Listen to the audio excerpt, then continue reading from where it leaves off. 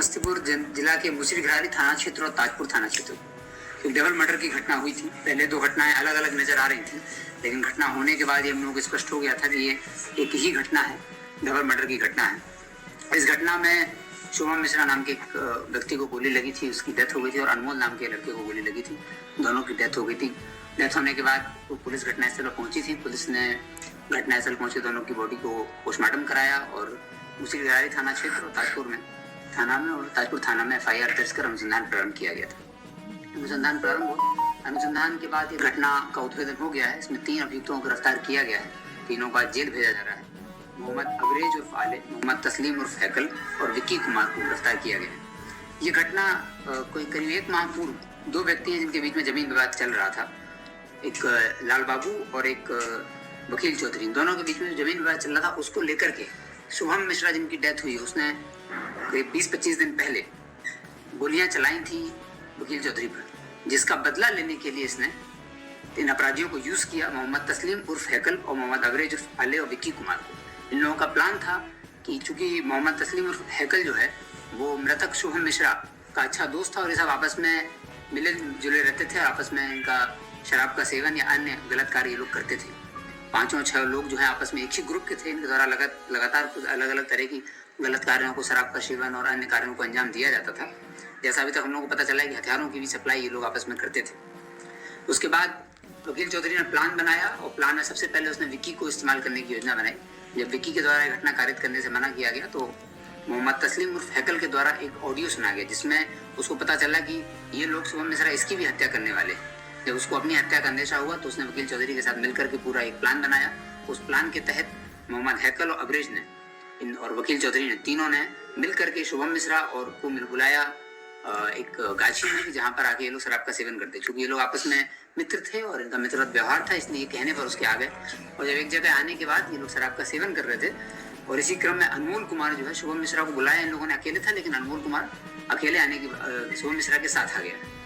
और जब ये अनमोल कुमार जब शुभम मिश्रा के साथ आया तो इन लोगों ने अनमोल कुमार को विक्की के साथ भेजा किसी बहाने से कि घटनास्थल को छोड़ के चला जाए।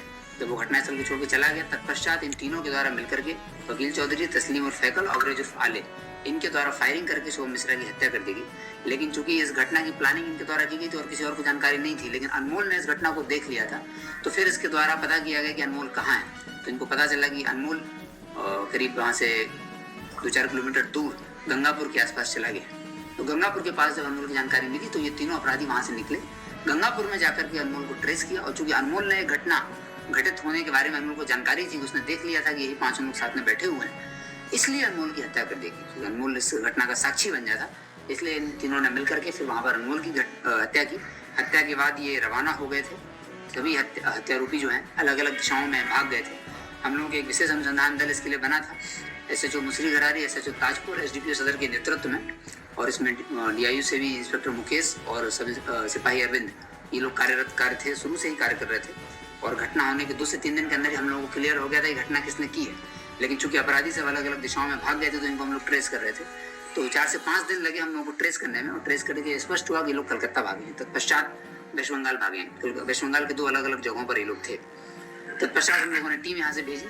इस टीम में सब इंस्पेक्टर मोहम्मद फ़हीम और सब इंस्पेक्टर राजू कुमार, ताजपुर और मुसरीघरारी थाना क्षेत्र से, इन दोनों ने बहुत अच्छा कार्य किया। जो घटना तो पहले से स्पष्ट हो गई थी, लेकिन इसमें गिरफ्तारी एक बड़ा टास्क था। दूसरे राज्य में जाकर के दूसरे राज्य की पुलिस से कोऑर्डिनेट कर करके फिर गिरफ्तारी करना। तो ये दोनों गए वहां पर और 3 में से 2 अपराधियों को कलकत्ता से गिरफ्तार किया गया। तत्पश्चात उनकी निशानदेही पर विक्की कुमार को भी गिरफ्तार किया गया। इस घटना में प्रयुक्त जो हथियार है उसकी खोजबीन जारी है। 5 मोबाइल इसमें बरामद हुए हैं।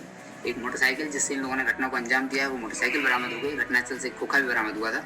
सब इंस्पेक्टर फ़हीम और सब इंस्पेक्टर राजू को 5-5 हज़ार रुपये का रिवॉर्ड दिया जाएगा। ये लोग बाहर गए, राज्य के बाहर, और राज्य के बाहर इन दोनों की गिरफ्तारी की है। अभी इसमें मुख्य आरोपी वकील चौधरी भी बचा हुआ है, और साथ में वकील चौधरी पर जो फायरिंग हुई थी वो घटना क्यों हुई थी ये भी स्पष्ट हो गया है। और उस घटना के संदर्भ में ताजपुर थाना प्रभारी के द्वारा ससमय कार्रवाई नहीं की गई है, इसलिए उनसे स्पष्टीकरण पूछा जा रहा है विभागीय कार्रवाई के विरुद्ध कि आखिर क्यों। यदि वो घटना का या उद्भेदन कर लेते सच में तो शायद ये घटना होने से रुक सकती थी। सर, कहीं से शराब कारोबार भी है इस घटना के पीछे? इसमें जमीन विवाद भी स्पष्ट हो रहा है, हथियारों की सप्लाई भी स्पष्ट हो रही है और शराब की भी सूचना रही है। लेकिन अभियुक्तों से पूछताछ करके और जो भी अभी फैक्ट हम लोगों के सामने आए हैं उसमें समझ में आ रहा है कि जमीन विवाद वकील साहब पे क्यों फायरिंग किया गया? जमीन पर दोनों के बीच जमीन हत्या पर करने वाले सर पैसा नहीं, चूंकि इसको स्वयं जो हत्या जिसने की है दोनों ने मिलकर की है मोहम्मद तस्लीम और वकील चौधरी ने। तो मोहम्मद तस्लीम को भी एक ऑडियो प्राप्त हुआ था जिसमें उसको पता था कि उसको भी ये मारने वाला है, इसलिए इसको पता चल गया था कि शुभम मिश्रा इस वकील चौधरी पर तो गोली चलाई थी उसने और ये मोहम्मद तस्लीम को भी मारेगा, इस बात की जानकारी इसको हो गई थी, इसलिए ये इस घटना में शामिल हो गया। शुभम की मोहम्मद तस्लीम के साथ कैसे क्यों मारना चाहता? हाँ, ये मोहम्मद तस्लीम ने बताया कि उसको ऑडियो प्राप्त हुआ था उसको एक, इसमें बोल रहा था कि शीघ्र ही शुभम मोहम्मद तस्लीम को भी मारेगा। ये सब लोग वास्तव में सभी लोग अपराधी हैं, पूरा ग्रुप अपराधी है।